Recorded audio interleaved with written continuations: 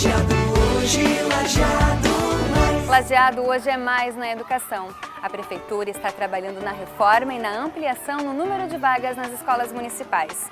Além de ter criado 350 novas vagas, a Prefeitura contratou profissionais e realizou muitas obras. A comunidade ficou muito satisfeita com essa obra, que já era esperada há bastante tempo. A gente fica feliz, a comunidade agradece. Mais de 5 milhões de reais foram investidos em reformas e ampliações, que vão garantir uma educação de qualidade para muita gente. A Prefeitura também implantou o atendimento durante 12 meses nas creches, que era uma antiga reivindicação dos pais que não tinham com quem deixar os filhos no mês de janeiro. As mães que têm seus filhos nas EMEIs ficam mais tranquilas tendo onde deixar seu filho no período de janeiro. Esta é uma das prioridades do governo de Lajeado: transformar a cidade em uma cidade educadora. Governo de Lajeado.